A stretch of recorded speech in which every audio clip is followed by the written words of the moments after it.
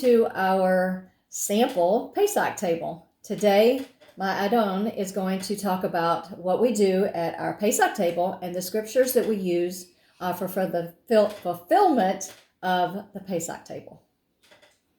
Okay, so in Christendom, a lot of times we have been told or we've been led to believe that Passover is not something for those who believe in Yeshua, who believe in Jesus.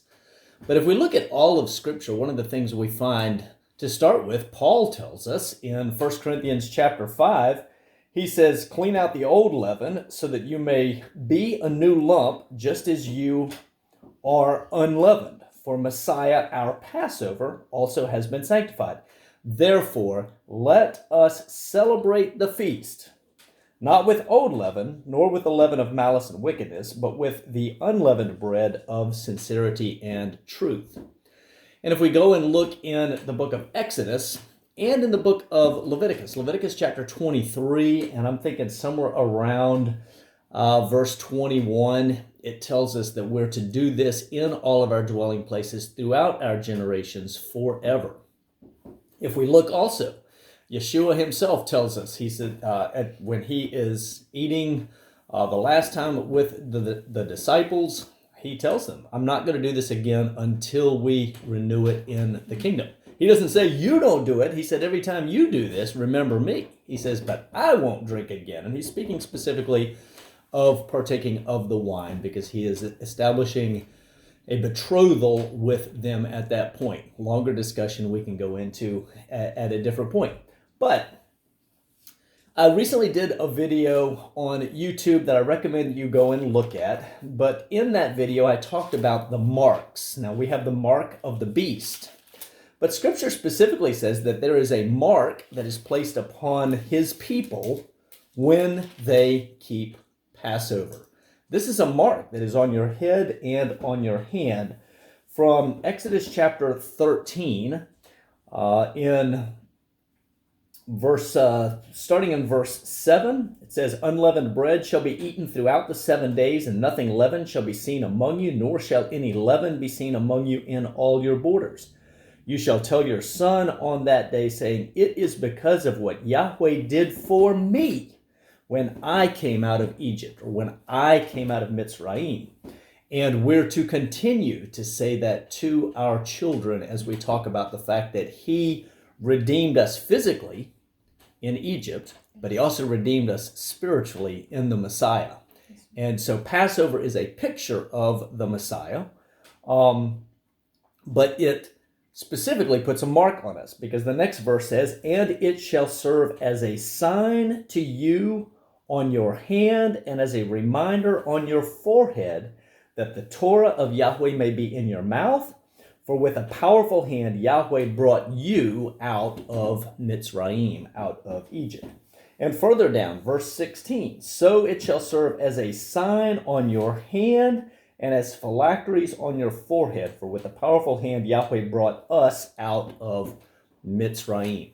So this is a commanded feast. It's a feast of Yahweh. It's not a feast of the Jews. Go to Leviticus chapter 23 and look at it. It says, these are my feasts, my appointed times.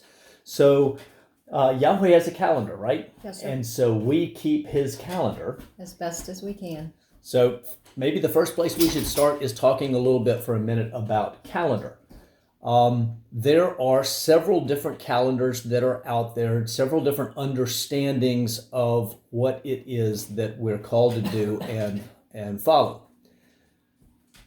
Don't be confused or struggle over this. I would recommend that when you are ready, study out the calendar issue to determine maybe what's best for you. But I will tell you that the Hillel 2, the Jewish calendar, is the most prominent calendar out there.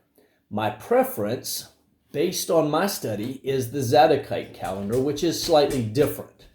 Won't get into the details, but the bottom line is both have a date for Passover. Both have a time of celebration. Both and both are very close to correct, though they're based on some different foundations. The first thing that I would say, though, is this year on the Zadokite calendar, Passover will be on the evening between April the 2nd and April the 3rd, followed by 7 days of unleavened bread. And the Hillel, if I'm not mistaken, is somewhere around April the 24th. Wow. You'll have to check. Any calendar, any Gregorian calendar that has the Jewish holidays on it will list the date for that according to the Hillel too. Some may celebrate a day early depending on moon sighting if they are a sliver or conjunction, an additional. It's not a complication, but an additional nuance in understanding might be the best way to do this. Okay? So, simply to start with, Passover is something you should be doing and something that what we want to do. Now, I've got the old girl over here, Maggie, is laying down here, scratching what have you. So if you hear her on camera, she's here. What we have done is we have set up a mock table, if you will. This is basically the way the table looks for us. It's very similar for us when we celebrate Passover. Wasn't always this way. We've collected a few things along the way, but this is an opportunity to have a fantastic meal that is rich with meaning and significance and incorporates some tradition. Now, I want to speak for a second with regards to tradition. There are lots of traditions associated with Passover that are not required. Some like a bare bones observance. Some prefer something that has more tradition attached to it. I would say this, as families, family fabric includes a lot of tradition. We find things that are meaningful as families. And so there's nothing wrong with tradition as long as we're very careful to ensure that that tradition comes from reasonable origins. And some traditions you just develop as a family. We like to have, for example, by sort of tradition, we like a white tablecloth with a red runner. And you can sort of see that in the camera. You see that in a couple pictures that I took of our table. We like to pull out all of the fine china. We like to pull out the silverware, and we go all out. Okay, it's a big deal. This is going to be a nice, long, slow, take your time meal, similar to maybe what we do as a family around Thanksgiving. Yes, Thanksgiving might be the one holiday that we still sort of observe, right? So we've got that. And then traditions can be added or subtracted from there. The question is, what are we commanded to do? And then where might we have some stumbling blocks with tradition? The first thing I would say, I mean, we often tell people if it's their first one not to be too complicated. Is that right? Don't overthink it. Don't overthink it. Yes, sir. And for the ladies, y'all will probably be talking recipes a couple weeks in advance. You'll be talking about preparations. The ladies can have lots of discussion in the ladies group, even conspire for how they go about doing things. But it's a fun opportunity to really put on the Ritz, right? We typically dress up for Pesach. By tradition, some will observe exactly as they did at Passover the first time. Scripture does not have a requirement for that. Now, they had it with sandals on and their belts girded and their bags packed because they were getting ready to leave Mitzrayim, right? Yes, sir. So we have done it before with boots on and backpacks ready and the AR in the corner, basically strap on your sword ready to go, right? We've done that. Yes, sir. Right? So that's one way to do it with a very realistic feel for the way that they observed it, right? Yes, sir. Other times we have had very particularly when we're in Israel and especially in Jerusalem. Now, every time we've been in Israel, we've either been in Jerusalem or just outside of Jerusalem for observance. We've never observed it, elsewhere in the land. But anytime we've done it there, it's always a very slow meal that's relaxed and dressed up, etc. So what are the things that are commanded that you can think of with the meal? The matzah, or the unleavened bread. Unleavened bread is commanded. The wine. Wine is not necessarily, I don't think it's commanded, but it is something that we see both at Yeshua's table. It is something that that we see as part of many Haggadahs or Seders, and we'll talk about that in just a minute. The bitter herbs. Bitter herbs are commanded. The shank bone. So the lamb shank is not necessarily commanded. The lamb, in fact, let's have a quick discussion about meat. Tell me a little bit about meat choice. When we were in Israel, our choice personally is lamb. Mm-hmm. Now, there are a lot of people that will say we don't do lamb because Yeshua is the lamb, and so therefore they won't do the lamb as their meat. But when we were in Israel and we were staying at one of the Jewish homes, we had, and this is when we were doing Ani Yosef, where we'd go to Israel to pick up the trash. And on those trips, we would have somewhere between 25 and 50 people with us. Yes, so sir. We're having a large Passover Seder, Passover dinner, observing Passover in the land with people from all over the world who are believers in Messiah Yeshua, who observe Passover. And so we've also got this grand mix of ideas and traditions that others have, because everybody knows we're told specifically what the elements are in Exodus chapter 12 and chapter 13. Okay, but so we had the, like my master said, we had the discussion with everybody about the meats and stuff, and I just said, I'm just going to go downstairs and ask our host, who is Jewish, what his family, he's not married, but he has many siblings, and his mom and dad live right next door. So I just said, I'm going to go downstairs and ask him, what did they do? So I go down there and I ask him, and he says, oh, well, I have one sister who brings chicken, I have one sister who brings beef, and I have one sister who brings lamb. We just have a feast. Well, it's part of that, but even among the Jews, they can't decide whether or not lamb is acceptable at the table for Passover, because the actual instructions require that the lamb be taken to the temple. Yes, sir. We say that that we eat lamb in remembrance, but we're not eating a sacrifice. It's not a temple sacrifice because A, there's no temple. Longer discussion I'd love to have with you. Sacrifice will return in the future. It's told to us in Ezekiel chapters 43 and 44, where it introduces the future temple that the Messiah will oversee. So it doesn't, Yeshua didn't replace the sacrifice. He fulfilled some of the sacrifice. Absolutely. Okay? He didn't take away thank offerings. He didn't take away the tithe offerings. He didn't take away the way to feed the temple priesthood, etc.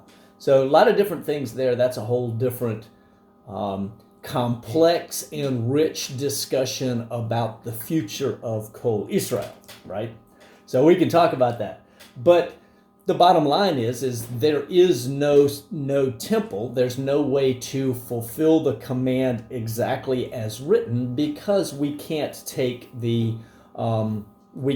a lamb and have it prepared, etc. But we see that that's what Yeshua did. You look in the commandments, and they did it that way. And actually, it tells us in at least one of the Gospels, and maybe two of them, that at the time of the afternoon sacrifice for the Passover lamb was when they went and found the colt or the foal tied up, and followed the man with the water pot, etc., that ultimately had them where they observed Passover together. So the The commandment is written here in Exodus, and actually, and we're told, we're even told that that Passover will be observed in the future, because we're told that we won't remember the first one anymore because the second Exodus will be so great. And I think that is in Jeremiah chapter 4 or 5, if I'm not mistaken. I could go look that up. But it's to commemorate, right? We look and commemorate. So how do we go about doing this?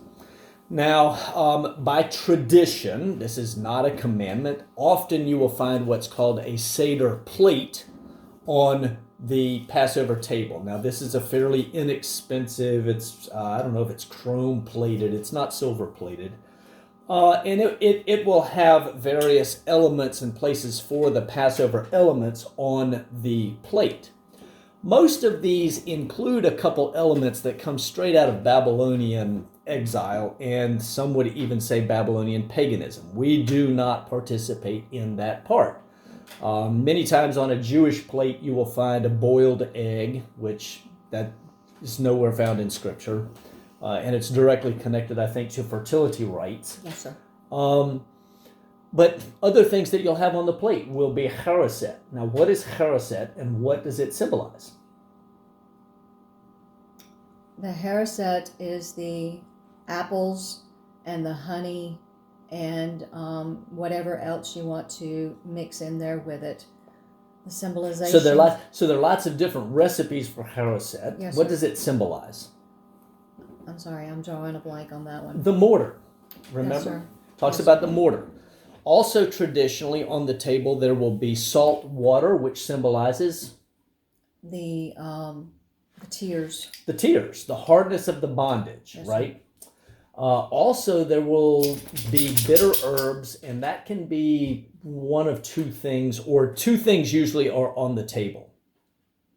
Parsley. Parsley and horseradish. Horseradish, yes, sir. Horseradish. Why do we have the horseradish? Because it tastes good. Well, it does. It does, but it provides this hot. It provides this hot, and it provides it adds to what we would call the bitterness of the bondage, so on and so forth. Okay, so that is a common item that you will find on many, and there are lots of different styles. If you choose to purchase and have a family Seder plate, that is something that you can have. There are lots of different ways. Decorations that those have. You can decorate your table lots of different ways. Again, of course, we show you a little bit about how we traditionally do ours for decoration. Now, something else that we love to do is we love when we're not in Israel. Obviously, if we're in Israel, we can get good Israeli wine. But something that we enjoy when we're not in Israel, typically I will order from New York and we'll order a number of Israeli wines because we enjoy having not just wine with dinner, but some Seder orders will call for more than one glass of wine. It's meant to be a joyous dinner, and it's meant to be a rich dinner. And there are many that understand meaning attached to each glass of wine, and Yeshua may actually have not partaken of the last glass of wine, which is the cup of redemption, I think, if I remember correctly. So the basic instructions that you're going to find are going to be right here in Scripture, and they're fairly limited. There's not a lot that's a requirement. But this is a great opportunity to teach your children, and that's the key. This is an interactive lesson where you can sit down with your children and you can walk through the lessons and say, our fathers, we were in Egypt, and we were brought out of bondage, not just physically by the Most High in redeeming us from Egypt, but spiritually in redeeming us through Messiah Yeshua. Now, how can we go about doing that process?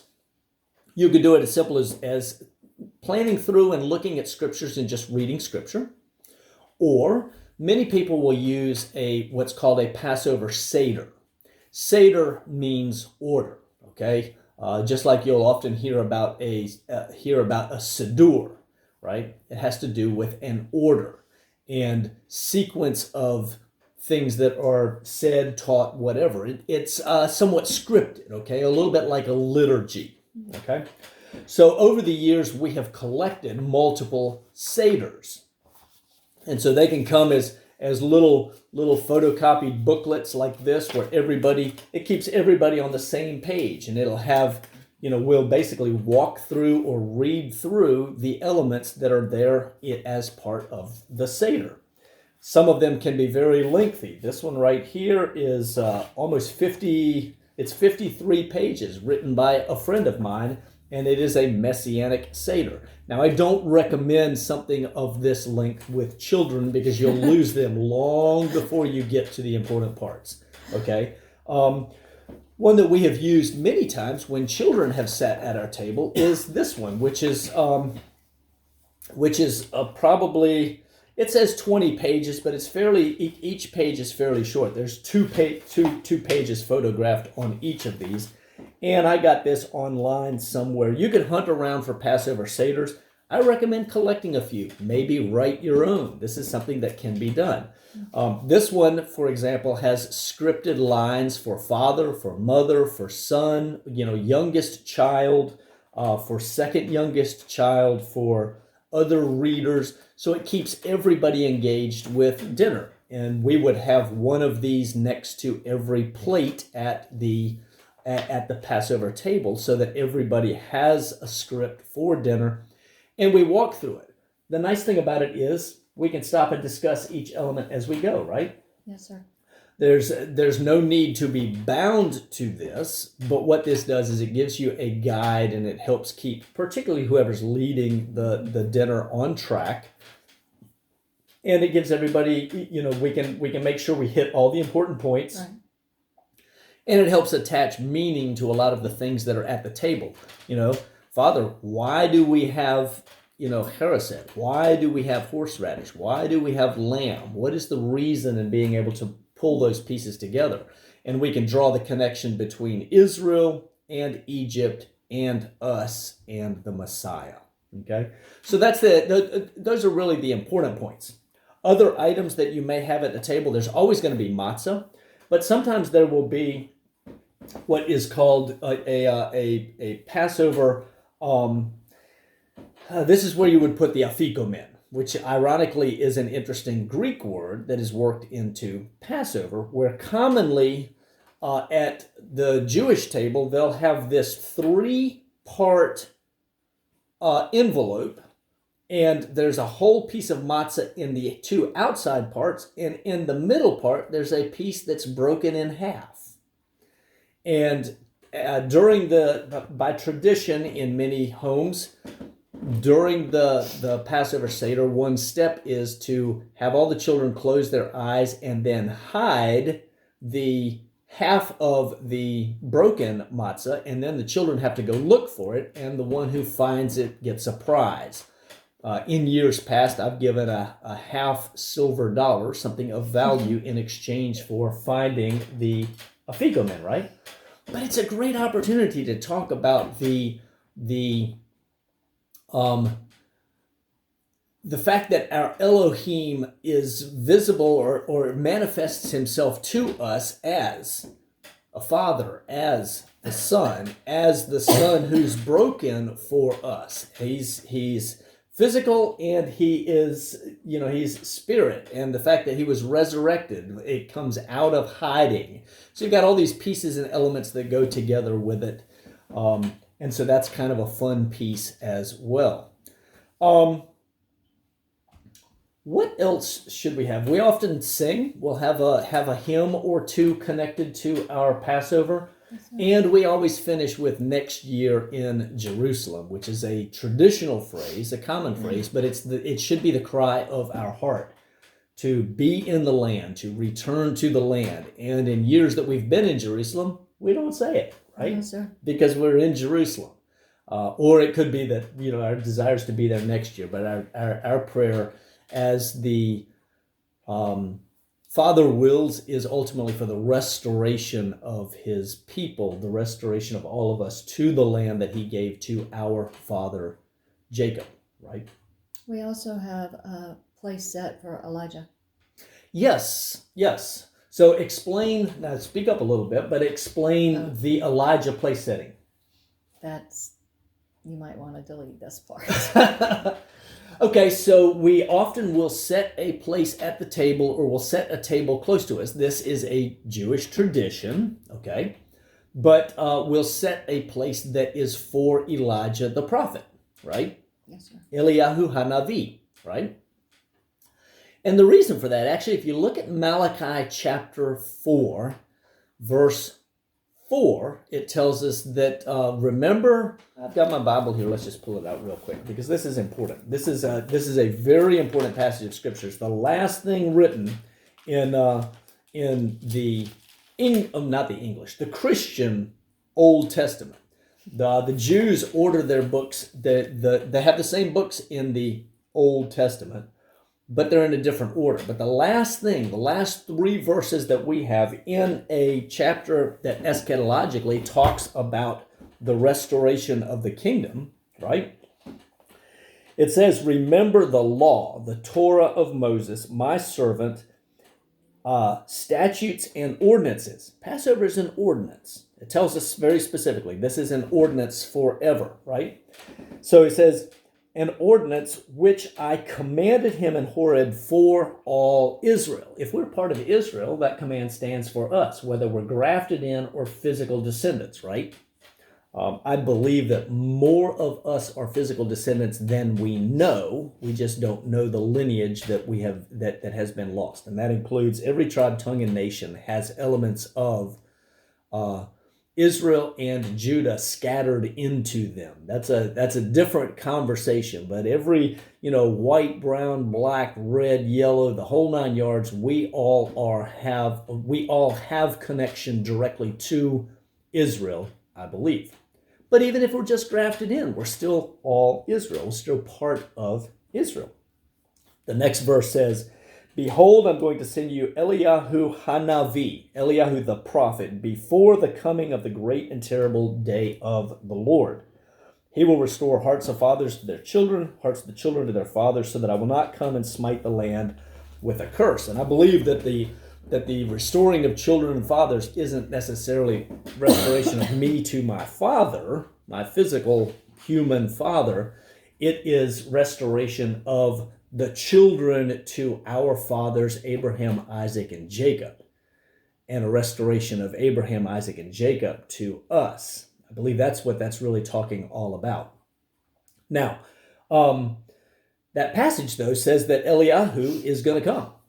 And Jews believe he will come at Passover, just as Moses arrived at Passover and was in Egypt for about a year. He arrived right before Passover. Okay? And so, by tradition, Jews will actually send a child to the door to check and see if Eliyahu's standing outside. They'll set a place for him and have it ready for the Passover table. It's a great reminder. It's a great opportunity for us, and it's a tradition, but it's a rich tradition that reminds us of something. Here's the key, and I want to go back and reiterate this with regards to tradition. The key to tradition is not to allow the tradition to become a law or a commandment or something that you impose on someone else. We have the freedom as families, as men in our houses, as ladies in the house, to put together or to do things, because tradition helps to enrich the whole process, right? Yes, sir. And we can look back on all the holidays that some of us have rejected certain holidays out of Christendom because they're nowhere found in Scripture, and many of them have pagan elements. But even those had family traditions that made it rich from year to year. So as you conduct your first Passover, as you spend time enjoying your first Passover, planning it, discussing it with the ladies, y'all ladies can talk about your menus and what your favorite recipes are and all that kind of stuff. I encourage that. That's fantastic. As you do that, it's okay to put together traditions that enrich the celebration each year with your family. You just have to keep those traditions in the right place. And that is not being something forced on others. It's not something that's lorded over others, but it is there for all of for your family, for adding depth and richness to your celebration. Is there anything else you want to add? Anything else you think of? Do you want me to talk about what we do for our menu? Yes, please. So typically for our menu, depending upon if we have other families join, if we do, then I will talk with the other ladies and we will divide it up so that the burden is not on the host, which would be us. But if it's not anybody else coming, then I will do a lamb. I will typically get a leg of lamb, and we will spend actually that whole day roasting that lamb with garlic and rosemary and oils wrapped all on it, and we will salt and pepper, and we'll roast that lamb. And then I will do a green bean casserole. Sometimes, not all the time, I will do crock pot macaroni and cheese. We do not have bread on the table because we will have matzah. So I do not have to worry about baking the bread. So just a quick explanation on matzah. Matzah is unleavened bread. Yes, and sir. You can actually buy it in the grocery store. Typically, you will have a kosher foods section if it's not there year-round, you have a kosher food section as you approach Pesach. Yes, sir. And matzah is an item that is commonly there, maybe in different flavors. You can have garlic and onion, or plain, salted, or gluten-free, or lots of different varieties. Yes, sir. You can get that in advance, and you'll need enough for the whole week, because for the next week you will not eat any leavened bread. And so leaven would be removed. Typically, it's supposed to be removed from the house. We'll plan weeks in advance to pare down anything that we have that's leaven related in the house.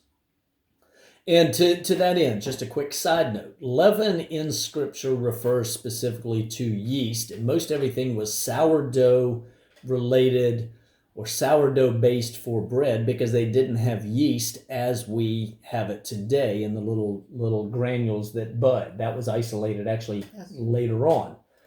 Any yeast that is dead is okay. So, for example, it takes yeast to make wine, and typically it's natural yeast. The yeast on the skins of the grape is the way it was done a long time ago. Some people will try to remove everything in the house that provides any kind of little sodium bicarbonate goes out. Toothpaste will go out. So we do not find that necessary. What we find necessary is bread with leaven, or leavened bread, as well as any leavening yeast-related leavening agent in the house. That all goes out. And typically every year we have noticed, or I especially, because I'm the keeper of the kitchen, so by the time Pesach gets ready to come, we have very little yeast in the house because we have pretty much removed it. I am not at a frantic of the day before, a couple of days before, going, oh my gosh, we've got all this yeast in the house, we've got to get rid of it. There's very little in our house, just because I said we've done this for quite a many years. Okay. And so I will also do haricot. I will make... So one other thing I think of before we leave the leaven discussion, a lot of people will make their own unleavened bread. And so if you don't want to buy it at the grocery store, feel free to make your own. That's something else that can be done, particularly families with young girls or whatever. That's a great practice and exercise and kitchen experiment and the whole 9 yards. Yes, sir. So, yeah. And then on another side note I know where you're going.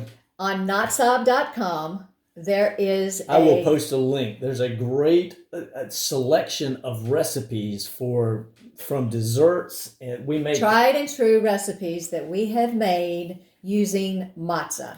Toffee, truffles, matzah pizza, lots of different things that we do with matzah. Yes, sir. So yes, we will put that link up because there's a whole bunch of cool stuff there. And that's fun. We had a great time doing those recipes, and I would encourage you. The toffee's a hit every year. And the chocolate with I'm going to get on a chain. The toffee with the not brown sugar, with the salt. No, it's chocolate with the salt and almond slivers on top. That's another one, yeah. So lots of good stuff. I mean, if we're going to eat matzah, we may as well have fun with it, right? Yes, sir. So, yes, sir. Anyway. And then haricet, I will make a week's worth of haricet to put in the refrigerator so that we're eating on that throughout the week. Also, now there's no requirement for haricet all week. It's actually traditionally at the table, but we love having it with matzah. It tastes great. It's fairly healthy. It's good. Sir. So yeah. Yes, sir. And when we do matzah, we will also do matzah at breakfast. We'll put butter on it. We enjoy the feast for 7 days. Yeah. Basically, it's only commanded that we do at the table that one night, but we enjoy for 7 days the matzah. We also, Peter made the comment about the wine at the table, enjoying it, and it's not commanded, but we enjoy the wine for 7 days as well. Sure. It's part of the feast. It's a feast, right? If you were going up to Jerusalem, you wouldn't go up just for Passover evening and turn around and leave. You'd be up for several days, multiple days, enjoying the feast. There's a high Shabbat or a high no work day at the beginning and at the end of unleavened. Take a look at that. Something to be aware of, though. There is a command that says that the lamb is not to be kept. So don't cook so much lamb. It's supposed to all be eaten that night. So too much lamb at the table can be a problem because then according to Scripture, you're supposed to dispose of it. Yes, sir. Yes, sir. It's supposed to be taken out and burned, which traditionally we'll take whatever's left. We'll go out and burn it. Yes, sir. And then I think I will do some sort of a salad for that evening as well. Even though we have the bitter herbs at the table, that's just not enough greens for the night. So I will do various salads every year. So we often have matzo ball soup. Yes, sir. Soup can be made. So it's a meal that can easily be served in courses because it takes time. This right here, even with children, the smaller one can take as much as an hour and a half. And we would do it in courses and eat some pieces and talk and, just enjoy fellowship and then go back to the reason that we're here, and we'll talk through more of it, and then go back to the discussion and so on and so forth. Make it fun for your children. They need to make sure, if you have children, you want to make sure that this is a rich experience that they look forward to from year to year. Particularly if you're fairly new to keeping the commandments and understanding what the Torah has to say for feasts, make the festivals fun for your children so that they look forward to them. Because you've taken away or you've removed maybe Christmas and Easter and Valentine's and some of these other pagan-related holidays, you've taken those away, and it feels like a loss unless we understand that is replaced with not just 2 or 3 holidays, it's replaced with 7 that are very rich, 2 of which are full week long, and one of them, Sukkot, you get to go camping all week. I mean, what kid doesn't enjoy that? That's so just on a broader scale, as you begin taking on the feast, I strongly encourage that you make it fun. Make it a rich experience for your children. Make it something that they look forward to because it's Scripture in action. It's opportunity to teach. It's opportunity to sharpen other skills. It's opportunity to do things that you don't otherwise do. Teaching children how to set the table. Kelly had to remind me that I had my fork and knife and spoon backwards. I said, I'm going online to check and make sure. She was right. But it's a great opportunity to practice those skills, to learn those skills, and integrate all of that into a good homeschooling environment as well. And we did that with our boys. Because the boys, they need to know all of this for their families when they grow up. Very true. Very true. But I remember there's one question in here, and the thing that is asked for the children is, what makes this night so different from any other night? And that's, we have songs that pop up, and we have movie lines that pop up all the time. And so this is one of those questions that gets altered from time to time in our regular vernacular. What makes this different than every other? But that's one of the questions that comes out of this. So fantastic. Anything else you want to add? Anything else on the food side? I don't think so. You did add the matzo ball soup, and we don't do that every year. Right. But that is something that we can and occasionally do incorporate. We actually had some of that. Gunnar had a hanker for matzo ball soup about 2 weeks ago, and so one night for dinner we had matzo ball soup, and then there was some leftovers in the refrigerator for a day or two that we enjoyed. So that's another one that we enjoy from time to time. And then we get to use our own chicken to go in there with it. So if people choose, or we just choose to put chicken in there with it as flavoring. An option, yes. Yes, sir. And so, but like I said, we don't do that every year.